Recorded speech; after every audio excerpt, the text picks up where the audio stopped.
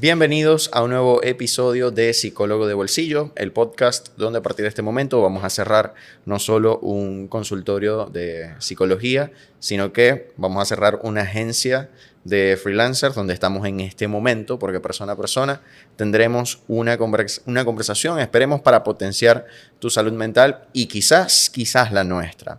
Yo soy Henry Sánchez, @psicólogo de bolsillo en redes sociales, específicamente Instagram y TikTok. Y hoy me place darle la bienvenida a un padre, a un empresario, a un abogado, antiguo profesor, nuestro amigo Randy Rosales. Randy, bienvenido. Bienvenido a esta conversación. Y bueno, yo creo que más bien deberías tú darme la bienvenida porque estoy en tu casa. Bienvenido a la casa. Muchas gracias por tenerme aquí. ¿Qué tal? ¿Cómo te sientes? Es tu primer podcast, si no me equivoco. Sí. Ok. Me estoy estrenando acá contigo. O sea, porque yo anoche estaba haciendo la búsqueda de... Vamos a ver si hay alguna entrevista, si hay una información y nada. Tú pones Randy en YouTube y está todo vacío hasta este episodio. Así que bueno, es un placer realmente tenerte acá. Y bueno, para quienes no te conocen, ¿quién es Randy? Sí, tengo de hecho una entrevista con un cliente en Medellín, en su oficina de Medellín, pero está en su canal de YouTube. Entonces no es un podcast técnicamente, sino es una entrevista grabada como esta en su oficina en Medellín. Bueno, como tú bien lo dijiste, soy padre, ante todo esposo, soy abogado de profesión de base y actualmente soy el CEO y founder de Freelance Latin America y de Appoint Pros. Buenísimo. Creo que vamos a empezar ahorita con el presente y luego nos adentramos un poco más allá en el pasado. A ver, veía una entrevista que está en el canal de Freelance y hablaba de que nació un poco este lugar, nace de la necesidad. Cuéntame un poco de eso. ¿Cómo nace este sitio donde estamos hoy en día? Sí, sabes que la necesidad es la madre de todas las inventivas y de la innovación, ¿no? Todo nuevo invento viene de la necesidad de mejorar algo. En mi caso, yo trabajaba como abogado, graduado en el 2011 de la Universidad del Zulia, y en el 2017, con todo este tema de la hiperinflación en Venezuela, donde podías cobrar algo y a los 2 días ya valía el 30% de lo que valía cuando lo facturaste, se dio esa necesidad de buscar otros ingresos. Para ese entonces, además de mi faceta de padre, yo acababa de tener mi segundo hijo. Entonces, un poco como dicen en Venezuela, ¿no? Los hijos vienen con un pan debajo del brazo. Y eso lo que te da a entender es que te motiva a buscar más cosas, a innovar, a buscar cómo resolver. Y en mi caso, ese buscar cómo resolver es buscar estas alternativas adicionales de ingresos. Todo empezó con un viaje a Nueva York en el 2017, donde con nuestro primer cliente, que aún sigue siendo parte de los clientes de la empresa, fui a sus oficinas de Nueva York para aprender cómo ellos trabajaban. Y el plan era que ese aprendizaje que yo iba a tener lo iba a replicar contratando un grupo de personas en Venezuela a quienes les iba a enseñar todo lo que yo aprendí y que pudieran trabajar con este cliente de forma remota. Estamos en el 2017, donde trabajar remotamente no era tan de moda, trabajar virtualmente no era tan fashionable como después de la pandemia. No, incluso que, por ejemplo, en temas de conectividad no era, digamos, la gente aquí en Maracaibo o en Venezuela no tenía un acceso a internet tan rápido como lo tenemos hoy en 2024. Tal cual, tanta agua ha pasado por debajo de ese puente, tanto así que ni siquiera plantas eléctricas eran comunes en ese entonces. Creo que fue una lección que todos aprendimos después del gran apagón del 2019, pero que nosotros nos llevó desde ese momento, en 2017, con esa necesidad de tener redundancia, de garantizar la operación. En ese entonces teníamos varios proveedores de internet, usábamos incluso estos aparaticos WAN o hotspots para tener de backup, conectarnos a internet por si acaso el que teníamos se caía. En ese entonces también se usaba mucho este internet de antenas, que no es satelital propiamente, sino es una pequeña antena receptora que conectaba. O sea, que tú ponías en el techo y bueno, recibías de la central de la empresa. De la central de la empresa, y si a veces no estaba en un punto alto o había un edificio atravesado, perdías un poco incluso si la llovía. Señal. Si llovía también. No era esta época de la fibra óptica que llenó toda la ciudad a partir de la pandemia, y fue una de las innovaciones de Maracaibo durante la pandemia, de tener compañías con internet de fibra óptica accesible en cualquier punto de la ciudad. y tampoco era común el tema de tener plantas eléctricas. No se vendían localmente, había que importarlas, era todo un proceso y fue parte de ese proceso de crecimiento, aprendizajes y de robustecer la operación. Pero sí, ese cliente sigue con nosotros, esa persona que se contrató luego se convirtió en un equipo de 14 personas, luego ese cliente nos refirió a otros y a otros, eso nos permitió crear una página web, crear redes sociales, contratar más personas, empezar estrategias de marketing digital y bueno, eso nos llevó al día de hoy a 65 clientes, a tener más de 160 Virtual Assistants por toda Latinoamérica, no solamente en Maracaibo, sino en varias ciudades de Venezuela, en varios países de la región, Colombia, Panamá, México, Argentina, Perú, y nos llevó a expandirnos y ser lo que somos, Freelance Latin America. Sí, porque la gente pensará, por ejemplo, el que vive aquí en la ciudad dice, no, ellos solo están en una oficina y ya, solo trabajan con gente de Maracaibo. Y no, es gente de varios países que están trabajando con ustedes actualmente.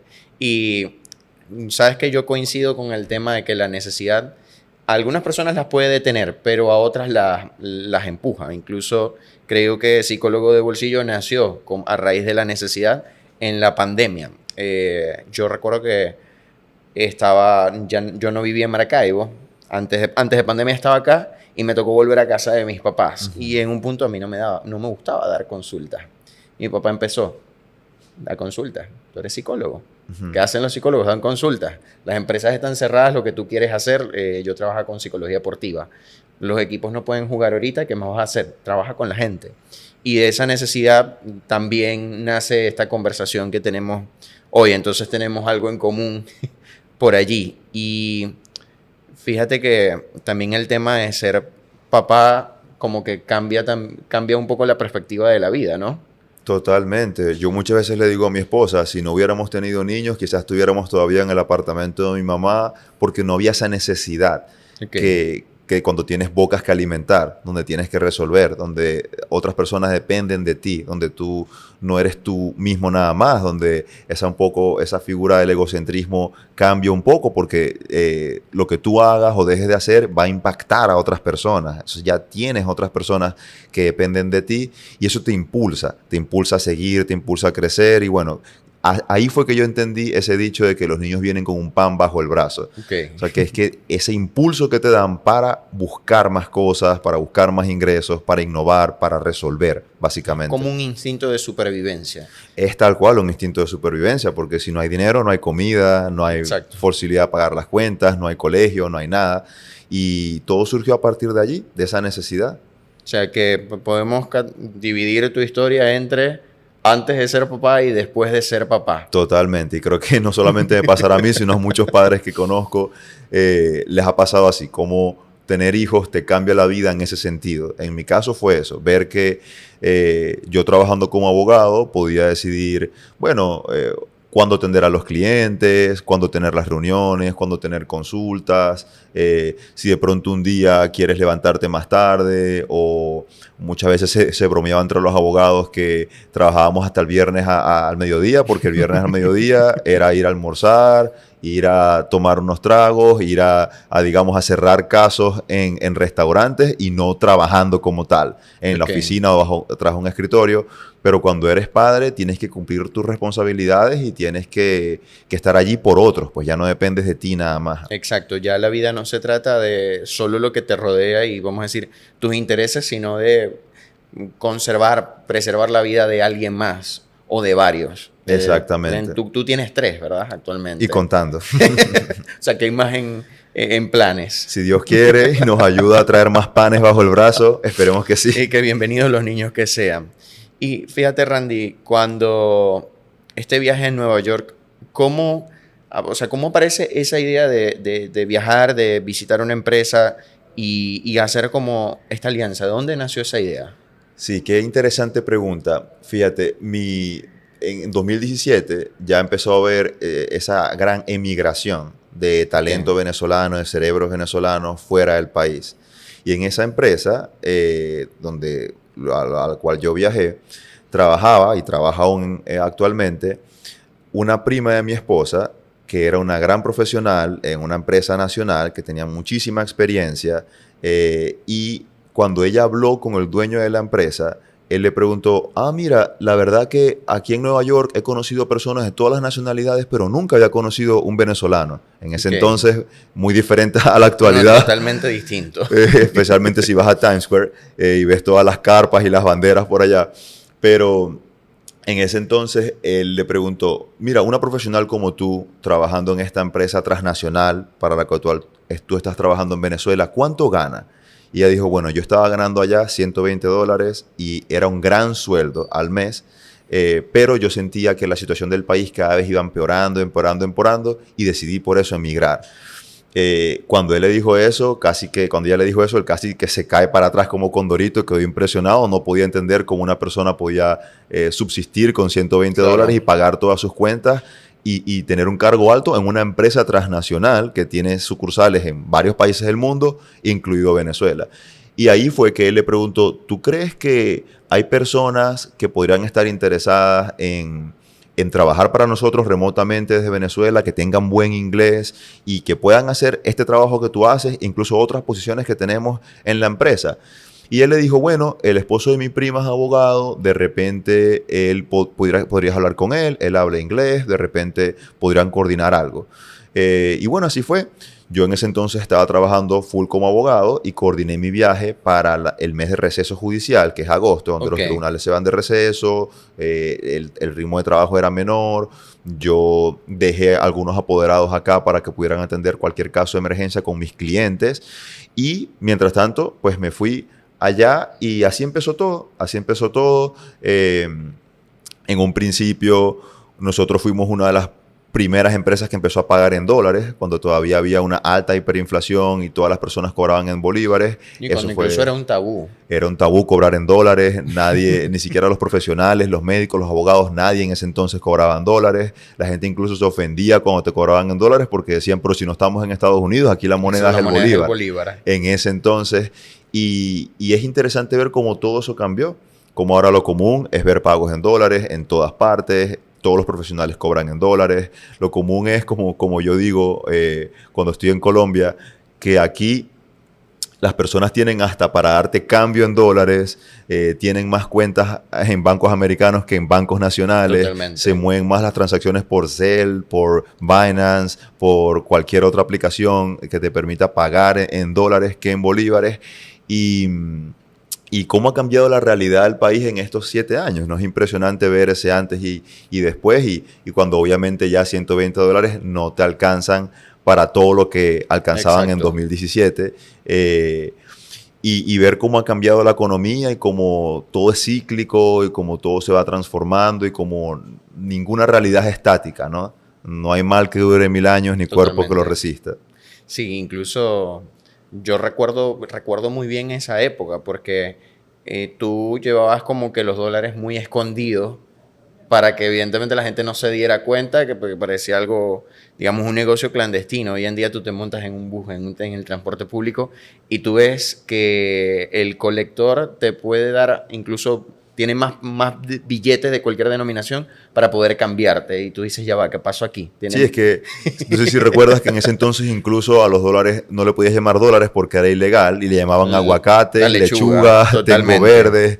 Y no podías ni siquiera publicar los precios en dólares de ningún bien o servicio, y todo eso también cambió porque, bueno, también cambió el entorno legal y ahora sí cambió la ley de control de cambio. El BCB incluso tiene tasas oficiales del dólar, es de libre comerciabilidad, incluso puedes colocarlo en el pago de las nóminas y ver cómo el país hizo esa transición a esa apertura económica, a esa aceptación de monedas duras de mercado.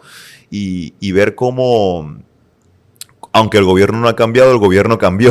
Claro. Aunque el gobierno sigue siendo el mismo, sí cambiaron políticas, sí cambiaron leyes y sí flexibilizó muchas de estas normativas para, bueno, darle un poco más de viabilidad a la economía. Sí, fue común adaptarse para sobrevivir. Y hablando de adaptarse, de sobrevivir, tú llegas a Nueva York, te presentan esta idea y la verdad, ¿te pareció alocada? ¿Te pareció viable? ¿Te pareció posible en el momento? En ese entonces yo lo veía como una oportunidad para tener un segundo ingreso. Okay. Yo lo veía, bueno, estoy en Nueva York, estoy conociendo la ciudad, estoy aprendiendo cosas nuevas, pero yo no me veía trabajando con algo que no fuera el derecho. Okay. A mí me gusta aún mucho y soy un gran apasionado de mi carrera. Gracias a ella conseguí muchos logros, pues en un primer entonces construir nuestra casa, mudarnos, tener casa propia, automóvil y todo eso. Y no me veía trabajando en una cosa que no fuera como abogado, pero sí lo vi como una oportunidad de tener un segundo ingreso. Solo que por la misma dinámica y el buen trabajo que veníamos haciendo, ese segundo ingreso se convirtió en el principal y luego se convirtió en una empresa y luego se convirtió en un equipo pues, de más de 160 personas y en toda una infraestructura alrededor de ello. Pero sí, en un principio lo veía como una posibilidad de ayudar a amigos y familiares cercanos que tenían buen inglés a tener también un ingreso en dólares, mientras yo también tenía un ingreso por ser el manager de toda la operación. Ok, para ti fue como que en el venezolano más coloquial era un tigre, pero no era, Tal cual. no era la entrada principal. ¿Y en qué punto tú dices, ok, ya esto se me está yendo de las manos, no sé si puedo seguir ejerciendo tal y como lo venía haciendo con el derecho? Sí, eso fue como a principios del 2018, cuando este primer cliente no solamente quería una persona que le manejara los teléfonos de madrugada, de noche, para no tener que pagar a alguien en Nueva York, horas extras, horas nocturnas, claro, durante toda la madrugada para manejar los teléfonos, vio que el talento acá es tan profesional, es educado, muchos educados universitariamente, lo que te da como ese pedigrí, esa experiencia, esas habilidades de expresión, aunque no estés ejerciendo la carrera que estudiaste, te da esa experiencia que da la universidad.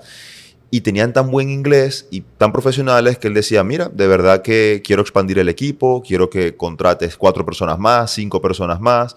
Y luego él empezó a recomendarnos con otros colegas, luego empezaron a llegar otros clientes por LinkedIn y a partir de tener nuestro tercer cliente, yo me di cuenta que tenía que enfocarme en esto, que tenía que darle más estructura y que tenía que estudiar cosas adicionales al derecho, que ya el derecho no era suficiente para liderar la operación, que tenía que aprender de finanzas, de gerencias, tenía que aprender de flujos de cajas, de presupuestos, de KPIs financieros, de métricas de operaciones, tenía que incluso aprender de IT, de internet, de firewalls, de backups, o sea, de muchísimas más cosas que el derecho no me las enseñó en la universidad. Pero es lo bonito de la vida, ¿no? Que da tantas vueltas y uno no sabe realmente a dónde te va a llevar. Por eso siempre hay que tratar de hacer el mejor esfuerzo donde uno esté y dejar siempre las puertas abiertas a donde uno vaya, porque la vida da tantas vueltas que realmente no sabes dónde vas a terminar. Claro. Y hablando de esas vueltas de la vida, ¿para ti representó un duelo dejarlo o más bien lo viste como esa oportunidad de, mira, es algo incluso hasta mejora? Bueno, realmente nunca lo dejé. Incluso actualmente es cómico, pero seguimos, algunos clientes que tenía desde hace tantos años siguen todavía conmigo. Les seguimos facturando consultorías mensuales. Ahora que aprobaron esta ley para las pensiones, muchos clientes me volvieron a consultar. Estando yo en Medellín tuve reuniones con ellos y tuve consultorías con ellos.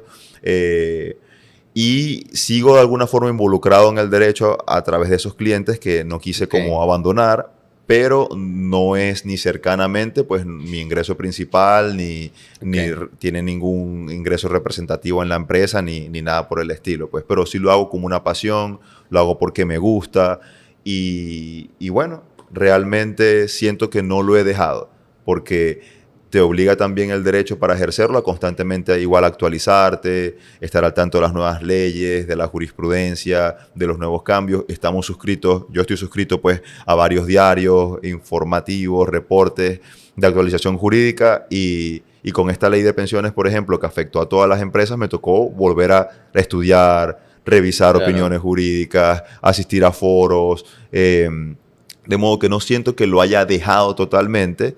Pero sí extraño, por ejemplo, ir a un tribunal, porque yo era abogado, además de consultor, litigante, de esos que se colocan la toga, que van a debatir con traje y corbata en los tribunales. Y eso sí lo extraño un poco, ese debate, esa argumentación jurídica.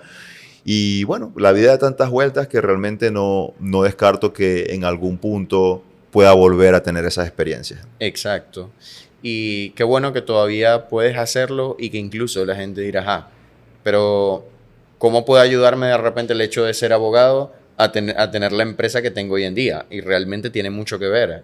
O sea, Sí, simplemente en el hecho de constituirla. sí, realmente yo tuve que aprender de muchas otras áreas, finanzas, operaciones, IT, infraestructura, incluso de jardinería, de paisajismo, de plantas, de diseños de interiores.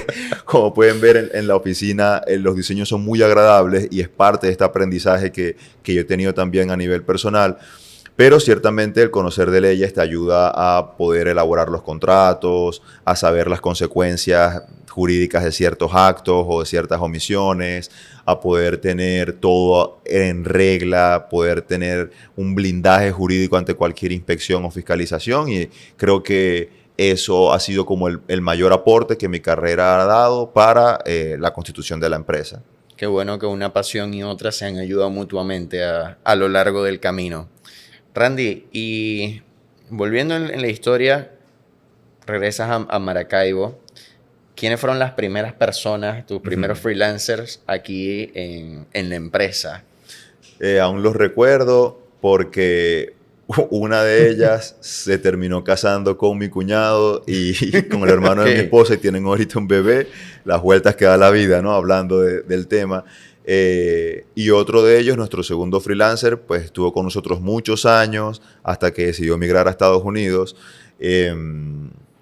Ella es amiga de la vida, básicamente. En ese entonces ella era novia de un amigo y la conocí por esa vía. Y como te dije, cuando yo llegué a Maracaibo fue buscando familiares y amigos que hablen inglés para unirse al proyecto. Y el otro es hijo de una amiga de mi papá, que vive cerca, o bueno, vivía en ese entonces cuando vivía en Maracaibo, cerca de la primera oficina que tuvimos. Y bueno, era muy conveniente para él trasladarse y de vuelta a la oficina. Okay. Y por esa razón, pues fue con ellos que empezamos. Luego los siguientes fueron una funcionaria del tribunal que también se dio cuenta que yo estaba en esto, que me preguntó, mira, ¿cómo es el pago? Es en dólares, yo quiero buscar otras oportunidades. Los siguientes fueron hijos de los gerentes de las empresas para las cuales yo estaba asesorando como abogado, que tenían hijos, pues esos gerentes que hablan inglés. Incluso una de esas gerentes ahora trabaja con nosotros, pues, después de que por la situación del país esa empresa tuvo que quebrar, ahora ya está con nosotros, pero su hija duró muchos años con nosotros. Terminó la relación básicamente en marzo, febrero de este año, después de más de 5 años con nosotros, y es una historia de éxito porque ella, por ejemplo, fue freelancer por todo ese tiempo, tuvo una relación tan cercana con su cliente que el cliente la animó a constituir una empresa en conjunto. Luego ella empezó a ser cliente nuestro porque contrató freelancers con nosotros hasta el punto que crecieron a un nivel tal de que ella quería pues expandir su empresa, tener más freelancers que trabajaran directamente con ella y actualmente fue así y bueno, fue como una gran historia de éxito verla evolucionar, pues. Y es curioso porque su mamá la refirió para trabajar con nosotros 6 años atrás y ahora su mamá está trabajando con nosotros. Total, o sea, la familia sigue de una manera u otra acá. Y creo que te preguntaría por el tema de transmitir ese mensaje, ¿no? Porque fíjate que hay ideas buenas, pero que de repente la persona que porta la idea no la sabe transmitir.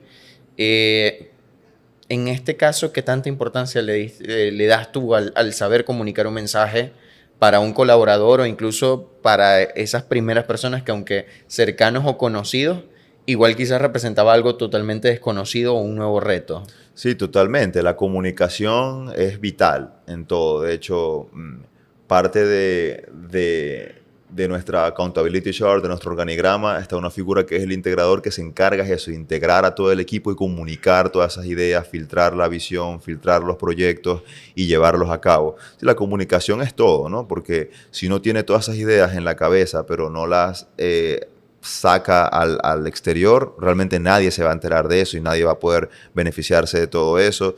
Y sí, en nuestro caso fue así. En el inicio fue simplemente corriendo la voz. No teníamos redes sociales, no teníamos página web. Es básicamente corriendo la voz entre familiares y amigos. Y más que comunicar digamos, por escrito o por medios tradicionales de promoción. En esa primera etapa, lo importante fue cumplir la palabra. Cumplir lo que se promete, ver que se trabaja con seriedad, ver que estamos para hacer las cosas como deben ser. Y eso fue, digamos, lo que inspiró a que ellos a su vez pudieran referir y recomendar a otras personas de su círculo de conocidos. Y bueno, así fue como fue creciendo esta historia. Y fíjate que el tema de cumplir con la palabra creo que no solo nos queda para lo laboral, sino también para lo personal. Porque entonces no solo me identifico en el punto de que estoy en un lugar donde sé que en lo laboral lo que se me está ofreciendo se cumple, sino que más allá del jefe también veo a la persona con quien yo puedo hablar o con quien yo puedo comunicarme, y también entre colaboradores. Yo creo que aquí podríamos hablar básicamente de empatía, ¿no? ¿Y qué lugar le das tú a la empatía en línea general, tanto en el trabajo como en ti como persona? Bueno, para nosotros eso es muy importante. Acá en la empresa hay una política que casualmente yo la tomé inspirada de Eugenio, que estuvo también en el podcast, de hacer una llamada personal con cada uno de los miembros del equipo al menos una vez al año, donde yo personalmente pueda hablar con ellos, saber cómo está su situación personal, saber cómo están de salud, sus familiares, saber qué dificultades enfrentan en el día a día, para ver de qué forma los podemos ayudar, poniéndonos en sus zapatos también, entendiendo que esas dificultades las podemos tener todos y si hay una congruencia entre sus metas y las metas de la empresa, podemos apoyarlos a que puedan como lograr esas metas personales, que puedan lograr esas aspiraciones y superar esas dificultades. Entonces, sí, en mi caso, creo que es muy importante tener esa empatía, no solo en el lugar de trabajo, como tú lo dijiste, sino en las relaciones personales, de amistad, de pareja, de todo tipo. Ok, y ahora quizás también tiene que ver con la empatía, pero quizás en una dirección diferente. Creo que algo que creo que también he conversado con Eugenio, la importancia de los límites como jefe, como director de una organización, porque a veces también la importancia de saber decir que no a muchas cosas garantiza la supervivencia o no de una empresa. Para ti, digamos, ¿has sido una persona que se le hace fácil decir que no o lo has aprendido en el camino? Yo creo que como todos aprenden muchas cosas en el camino, ¿no? Recuerdo, por ejemplo, en un principio, cuando estábamos creando la empresa, que apenas teníamos un departamento de recursos humanos, una persona en recursos humanos, muchas veces si el colaborador le pedía algo a recursos humanos y no obtenía lo que quería, venían a mí. Okay. Entonces era, ok, bueno, ¿cómo decir que no? Es como el comodín de llamar a un amigo. Bueno, vamos a hablar con Randy, a ver qué dice él. Y a mí siempre me costó mucho decir que no. Y es parte de ese proceso que yo he ido aprendiendo de confiar en mi equipo y de decir, mira, este asunto es con esta persona del equipo, lo que te ha dicho esta persona, yo lo respaldo y tiene mi apoyo allí. Así que, bueno, básicamente aprender a manejar la situación sin decirle a la persona, mira, no te puedo escuchar, no te puedo atender, no te puedo responder, sino darles esa oportunidad de escucharlos, de entenderlos, pero cuando no se puede y explicar las razones por qué. Pues. Ok, sí, súper importante eso. Porque incluso yo te preguntaría también, porque yo ahorita soy mi propio jefe y el único empleado, director de todo, pero digamos, ya con más personas a tu cargo, ¿cuál es el riesgo que tú puedes, que cualquier líder o incluso persona en su cotidianidad, tú puedes decir, este es el riesgo de no saber decir que no? O sea, ¿qué consecuencias me puedo enfrentar? Bueno, como dicen acá, ¿no? Que le des el dedo y se agarren el brazo. Okay. Es un tema de poner límites. De que la relación no se convierta en abusiva de parte y parte y básicamente de que al decirle sí a todo sin pensar, no puedas prever consecuencias financieras de lo que estás diciendo o consecuencias en la cultura, en el ambiente de trabajo, en las relaciones y cómo eso puede afectar a otras áreas de la empresa. Básicamente es eso, ¿no? Saber fijar límites para poder analizar bien las consecuencias que se pueden derivar de no fijar esos límites. Y creo que se necesita también como una educación emocional al respecto, porque el poner límites también te lleva al punto de lo que tú dices. A ver, pensar en todas las variables. Y si yo pienso en todas las variables, tengo que ser consciente también de mis emociones al respecto. O sea, de que de repente si yo, no diría empatizo en extremo, pero sí lo hago desde la lástima o lo hago desde la preocupación, de repente la decisión que yo estoy tomando va a afectar, pero me dejo llevar por la emoción. Entonces creo que la educación con respecto a qué estoy sintiendo en este momento versus lo que realmente necesita la persona o necesita la empresa es muy importante. Sí, ciertamente. Y creo que mi formación como abogado me apoyó allí, de que muchas veces en las negociaciones de los casos, en la parte de conciliación, aunque tenías una buena oferta, no podías decir que sí de una vez, sino, ok, la vamos a anotar, lo vamos a analizar, esto es un equipo, vamos a consultarlo y te daremos una respuesta por escrito. Y tener esa paciencia y esa calma, esa serenidad para dar esas respuestas y no comprometerte de buenas a primeras a decir, sí, hagámoslo, o no, no me parece, sino, ok, lo vamos a analizar, lo vamos a estudiar, te permite también luego tú poder digerir la situación, consultarlo y dar de pronto una respuesta que pueda considerar todas estas consecuencias que estamos hablando. Claro, incluso conseguir si hay una serpiente en la bota, como dicen. Pero la verdad que es bastante importante eso. O sea, como el poder tomar las decisiones con calma. Sí. Tanto las fáciles como las difíciles. Sí, que a veces es más fácil decirlo que hacerlo, pero Totalmente. Bueno, la idea Sí. es por lo menos tener clara la teoría e intentar siempre hacerlo de esa forma. Pues. Sí, como a veces como yo lo comparto con los pacientes, es como tener tu manual de procedimiento. Puede que a veces no lo sigas, pero es mejor tener la brújula y tú ir al manual y decir, ok, lo puedo aplicar de esta manera, a ni siquiera tener el manual. Sí. Y que te lleve la corriente como venga en el momento. Sí, es mejor tenerlo y no necesitarlo. Que necesitarlo y no tenerlo. No, totalmente. Y, a ver. En tu caso, ¿qué situación te ha costado a ti decir que no? O de pronto dijiste una respuesta que luego te arrepentiste de ella una vez que lo pensaste con más calma. ¿Te ha pasado algo así? Mira, yo creo que en el caso de nosotros como psicólogos, en el caso de una decisión bastante difícil, en la que tú puedes poner un límite de repente es en el finalizar la relación profesional con alguien. Okay. Digamos, tú como psicólogo buscas el bienestar de la persona e intentas agotar todos los recursos posibles para que la persona, de acuerdo a los objetivos terapéuticos que tú estableces, pueda mejorar, pueda cumplirlos y tú decir, ok, lo logramos, lo lograste también. Pero por distintas variables, a veces la persona, por ejemplo, tú agotas todas tus herramientas, llega un punto en el que te puedes frustrar e identificas que, ok, la persona de repente no está preparada en ese momento para hacerle frente a este problema que te trajo, o que de repente la persona no está dispuesta con las herramientas que tú tienes, no va a funcionar.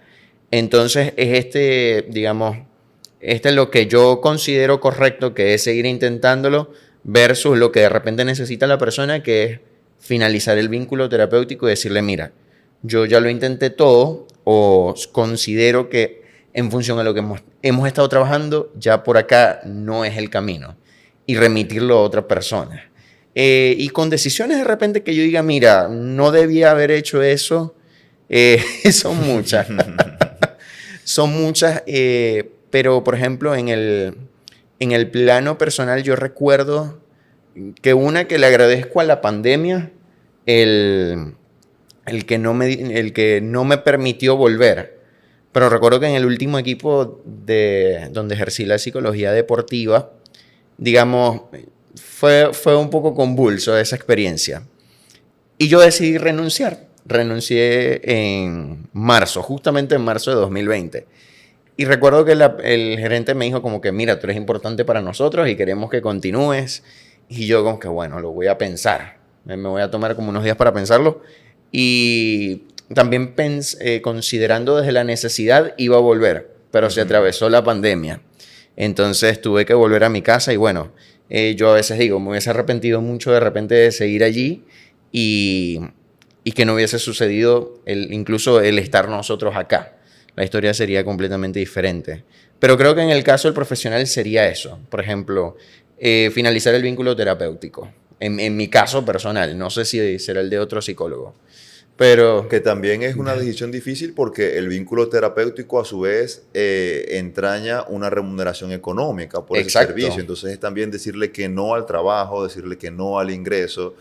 Veo entonces allí la dificultad y también pensar de que, bueno, te voy a remitir a otro colega, pero ¿qué puede hacer ese colega que no puedas hacer tú? Exacto. Por ejemplo, veo que es bastante complejo allí la situación. Creo que en un tema de psicología o de terapia, lo único que podría hacer otro profesional de la salud que no podrías hacer tú es medicar. De pronto, cuando la persona necesite ya medicación psicotrópica o ansiolítica o medicamentos. No, y fíjate que en ese caso se remite al psiquiatra, pero tú sabes que nosotros en la psicología tenemos distintas corrientes de intervención. Hay un psicólogo un colega que una vez le escuché decía, el paciente tiene como ciertos lenguajes o ciertos lenguajes. De repente la corriente, por ejemplo, yo trabajo con la corriente cognitivo-conductual, hay una persona que se identifica y habla en ese lenguaje. Hay otra persona que de repente se va más por la corriente del psicoanálisis y le funciona. Entonces ya cuando de repente tú identificas que esas herramientas de tu corriente con la que tú trabajas no está funcionando, tú dices, bueno, de repente por acá lo puedes remitir con una persona que trabaje de una manera diferente, con técnicas distintas y lo hace. Y fíjate, eso que tú decías de lo económico, yo creo que hay tres factores que tú comienzas a pesar cuando finalizas el vínculo terapéutico. El primero es el hecho de qué tanto le puede afectar a esta persona finalizar la relación terapéutica. Okay. Es decir, no se están logrando los objetivos, pero el hecho de que de repente tú seas ese único canal que tiene la persona o esa única red de contención y que ya tú tengas que remitirlo, cómo impacta en la psique de la persona decir, mira, hasta mi psicólogo me está dejando. Esa es una. La otra es el tema también de cómo se lo toma respecto al profesional. O sea, de que de repente diga, bueno, mi psicólogo me finalizó la relación, entonces, digamos, en el boca a boca se transmite una imagen negativa del psicólogo cuando más bien la idea es finalizarla por el bien del paciente. Y también el tema del recurso económico, por ejemplo, y creo que esto también le pasará al abogado. Cuando tú tienes bastantes casos, tú de repente puedes darte el lujo de ver si ya algo no está funcionando, mira, vamos a dejarlo hasta aquí. Pero cuando estás en una posición de que de repente estás empezando, tú dices, epa, esto, digamos, es parte de mi sustento. Y viendo también la condición de cada quien, se pone a pensar, ajá, y si lo dejo, entonces, ¿cómo esto me afecta también en mi presupuesto? Sí, sobre todo recuerdo casos, por ejemplo, de clientes que atendí con los cuales yo no me sentí identificado en su cultura de trabajo. Mi especialidad es en derecho corporativo, ¿no? Entonces, muchas veces era tratar temas de despidos, de negociaciones de convenciones colectivas con sindicatos, de demandas por accidentes o enfermedades de trabajo. Y muchas veces cuando tú sentías que la empresa no hizo 100% todo lo correcto, pero igual necesitaba una defensa. Claro. Igual tiene derecho a la defensa, tiene derecho a un proceso justo, tiene derecho a una representación jurídica, y si no lo haces tú, otra persona también lo va a hacer, pues, porque Exacto. Es parte del derecho a la defensa y el debido proceso, ¿no? Pero ¿cómo hacerlo cuando de repente tú no te sientes identificado con las decisiones, las prácticas y las políticas de tu cliente?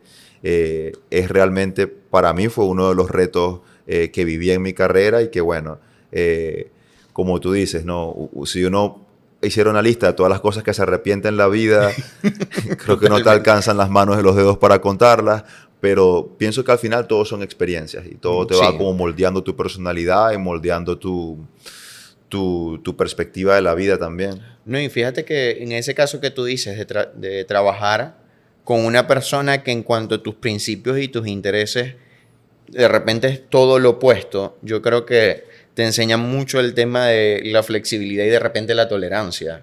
Porque esto te lo pregunto, trabajar con muchísimas personas implica trabajar con distintas personalidades, distintos intereses y muchas veces no estar de acuerdo en las cosas. Ahora, quizás tú tenías una perspectiva desde el rol de abogado que también le evolucionaste como CEO. ¿Cómo es ahora tratar el tema para ti de los desacuerdos? Yo siempre busco ese enfoque que aprendí como abogado del método de negociación de Harvard en relaciones ganar-ganar. Okay. Y desde que yo lo aprendí, traté de aplicarlo en todas las áreas de mi vida.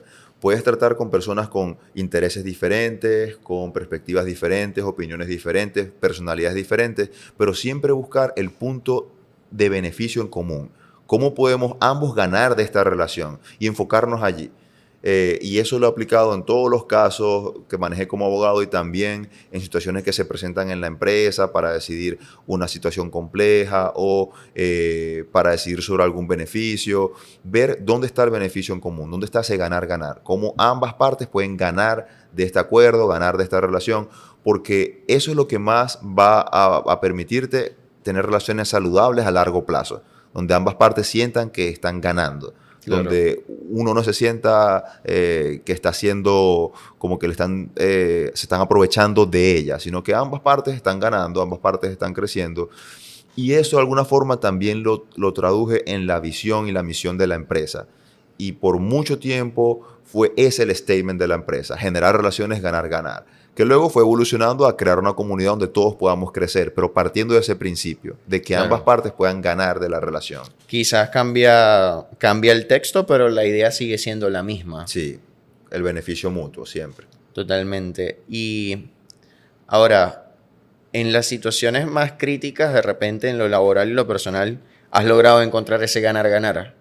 Siempre nos esforzamos en hacerlo y sobre todo hacerlo ver, comunicarlo. Como decíamos antes, muchas veces más que la realidad lo que importa es la percepción, cómo las personas perciban esa realidad y la realidad para ti puede ser diferente que para mí, aunque estemos en la misma relación profesional.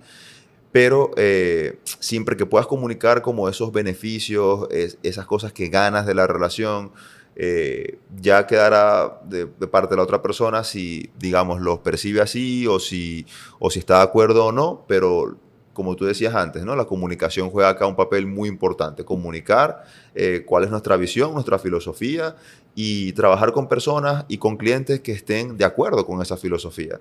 Y los que no, bueno, la vida da muchas vueltas y ya otras oportunidades vendrán para esas personas y esos clientes. Pues. Exacto. Y creo que ese enfoque yo lo veo desde la perspectiva de Marco Aurelio, ese emperador y filósofo. Él hablaba sobre el tema de las motivaciones. Él decía que cada persona, cuando tú salieras a la calle te ibas a de repente conseguir a un egoísta o te ibas a conseguir una persona violenta. Y él decía, no es con el fin de que te resignes, sino de que entiendas de que cada quien tiene su concepto del bien y del mal de acuerdo a su historia. Y creo que eso tanto para lo laboral como para lo personal ayuda mucho. Es parte de esa relación ganar-ganar, porque tú dices, tú tienes tu verdad, pero de repente la otra parte también tiene la suya. Y se aferran a ellas como, ok, esto es cierto. Y cada quien con sus evidencias. Pero cuando yo logro ponerme y preguntarme, ok, pero para esta persona, ¿cuál es el bien y cuál es el mal? ¿Cuál es su verdad? ¿Y cuál es la mía también? Ahí hacer esa introspección, logras como ese punto medio que tú dices. Sí. Y llegar a ese punto medio más en base a los intereses que a las posiciones de cada quien. Ver realmente cuáles son los intereses de cada persona, pues cuáles son las motivaciones que los mueve, más allá de la posición que digan en un punto en específico. Pues. Ok. Y justamente hablando de la introspección, ¿qué tan frecuente es en Randy? Creo que más de lo que quisiera. Y eso también te causa mucho desvelo, te causa mucho tiempo de meditación, de análisis, a veces también de sobrepensar las cosas o sobredimensionar las cosas. Yo considero que yo soy muy honesto conmigo mismo y quizás a veces me doy más látigo del que debería o me juzgo más de lo que debería por esa búsqueda siempre de la excelencia, de que las cosas sean lo mejor posible.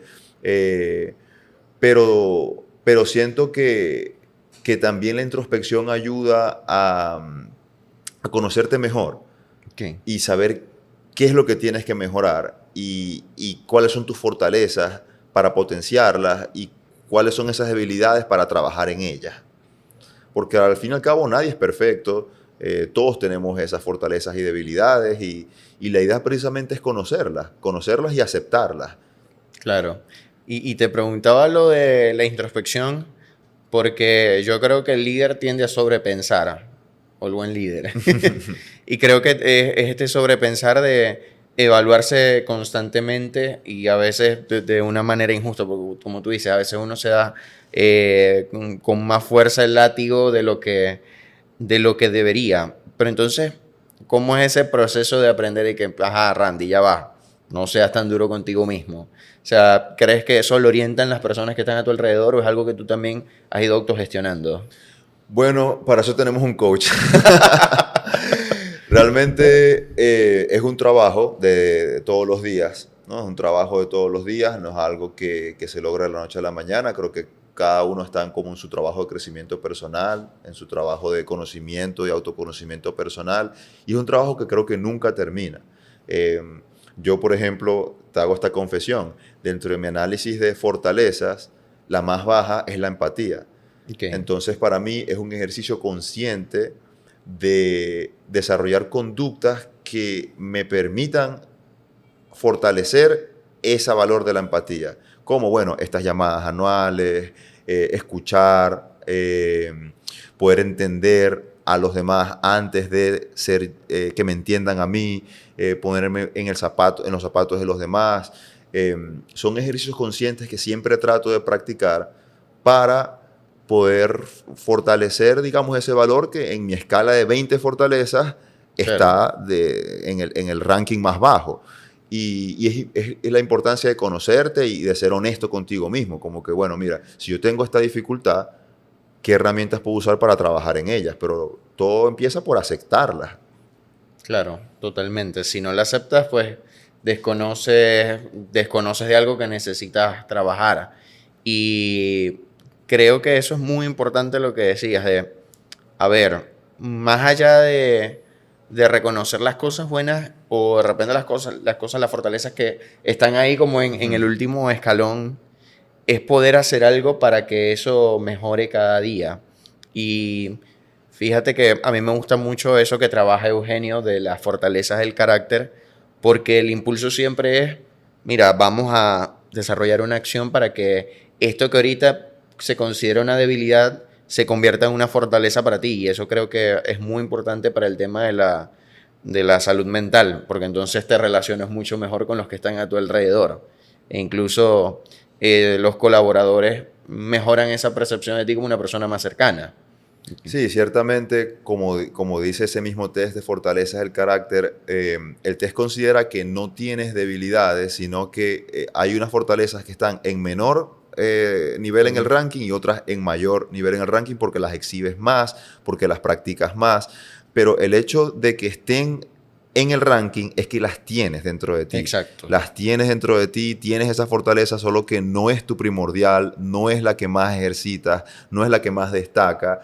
Y la idea es sencillamente reconocerlo y determinar qué actividades puedes hacer para mejorarlo. Porque todos tenemos áreas de mejora, evidentemente. Pues. Claro, y te muestra algo que para el que te ve, te escucha en YouTube o en Spotify, sea líder, sea una persona que ahorita, mira, no sé, está incluso desempleada y está en su casa acostado escuchándonos, dice, ok, cambiar es posible. Y creo que ese mensaje es muy importante. Sin duda, sin duda. Podemos cambiar y podemos mejorar y cada día es una nueva oportunidad para hacerlo, totalmente. Sí, sí. Y creo que también resalto acá el trabajo del acompañamiento. Fíjate que en tu caso es Eugenio, bueno, yo tengo mi psicóloga también.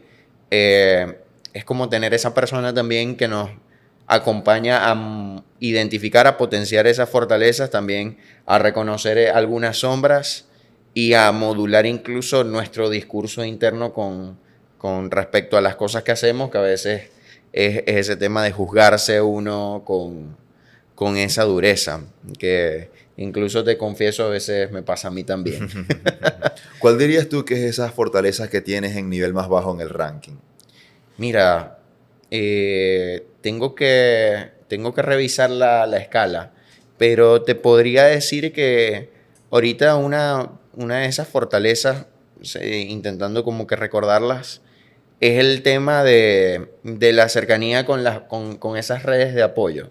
Es decir, yo creo que después de la pandemia, yo en lo personal me he vuelto como un poco más, vamos a decirlo así, un poco más cerrado. Es decir, Fortalecer esa necesidad de pedir ayuda. sí, de pedir ayuda y también de estar para esas personas que tú quieres. De repente con el tema familiar o el tema de los amigos, que a veces tú te metes full en el trabajo y es como que, bueno, ya va. Hay que escribirle a los amigos, hay que hablar con la familia. Entonces creo que esa es como la fortaleza que, por ejemplo, mis papás, que yo ya tengo rato que no vivo con ellos y no están en la misma ciudad, es, por ejemplo, el recordarme, tengo que escribirles. Yo sé que ellos van a ver este episodio y que buenísimo que lo estés reconociendo. Quizás te comentan allí también. Sí, que qué bueno, hijo, Dios te Sí. bendiga. Pero es como ese tema de, ok, esa acción diaria de, ajá, si te escribieron, responde de una vez. Si no te han escrito, pregunta tú cómo está la gente. Entonces, creo que ahorita esa es como mi fortaleza a trabajar. Sí. Y en ese top 3, en esas, las más altas que creas que tengas más desarrolladas. Fíjate que una de ellas era el optimismo. Ok.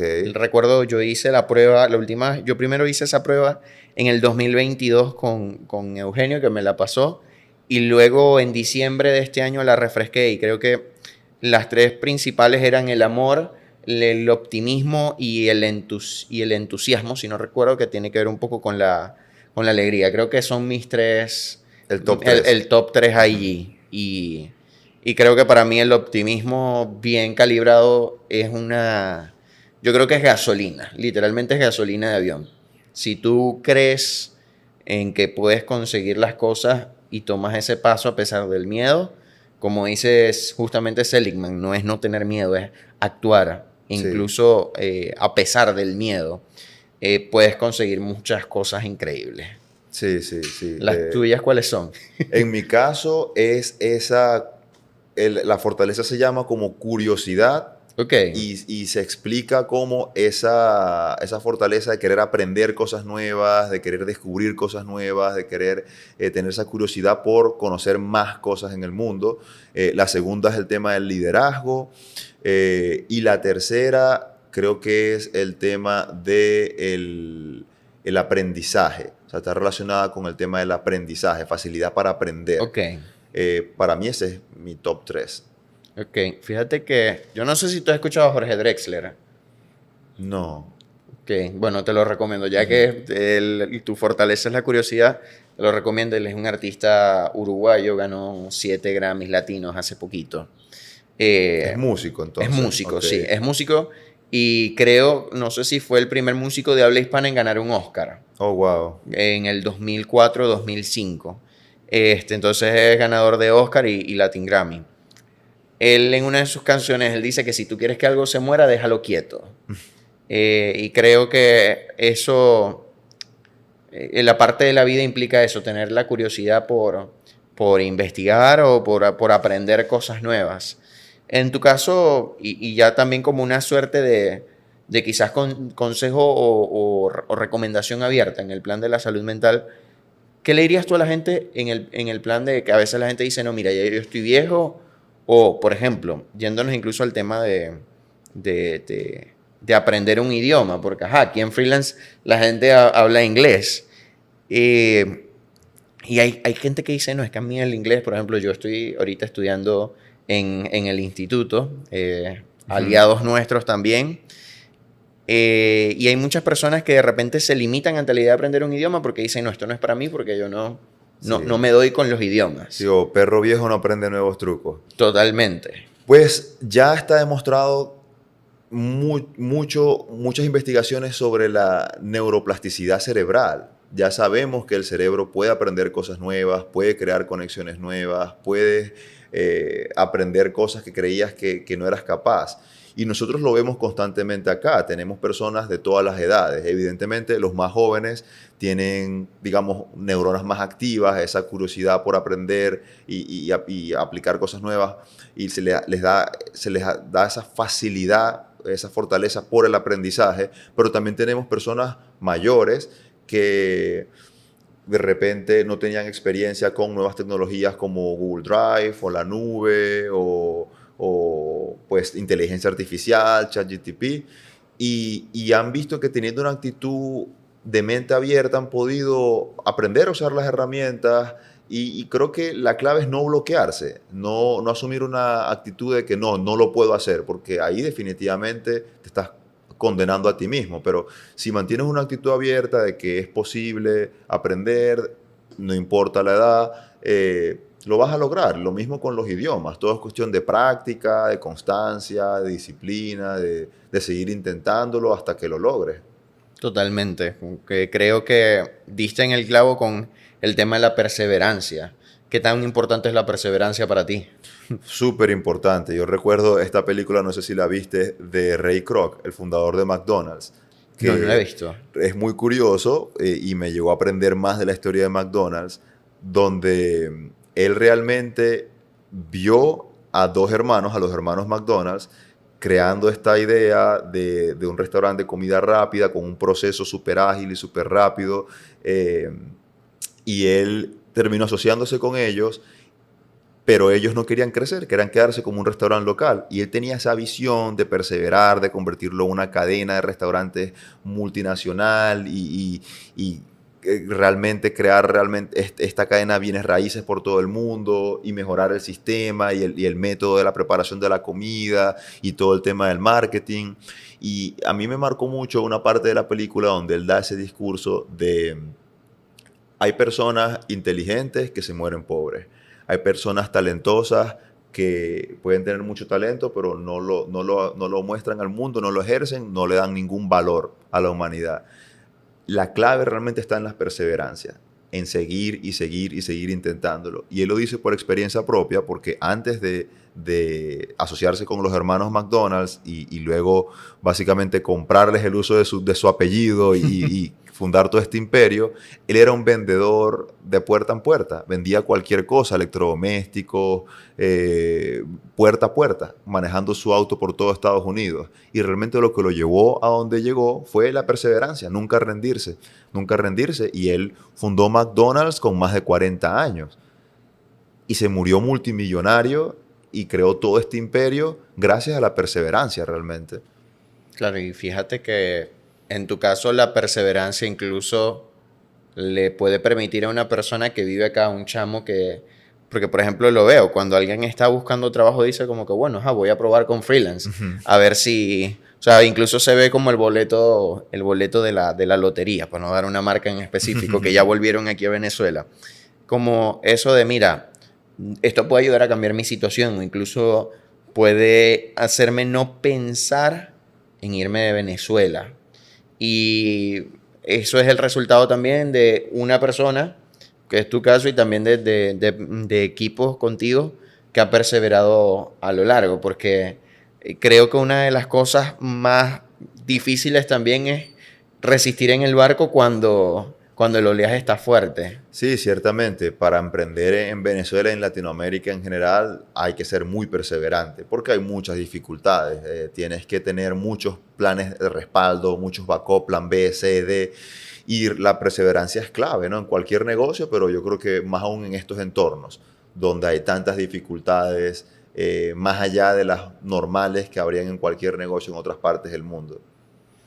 Y Randy, ya para cerrar, si tuvieras sentado acá al Randy, no sé, al Randy adolescente, al Randy que estaba entrando a la universidad, ¿qué le dirías hoy en día? ¿Qué mensaje le darías a ese Randy? La vida no va a ser como tú crees que va a ser, pero va a estar todo bien.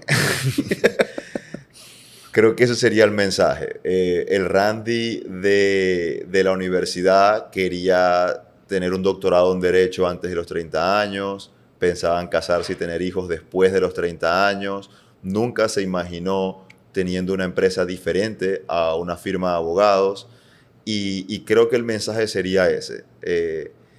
La vida no va a ser lo que tú crees que va a ser, pero todo va a estar bien. Increíble mensaje, la verdad. Creo que Randy se sentiría, no sé si se sentiría tranquilo, porque entonces, pero decime qué va a pasar.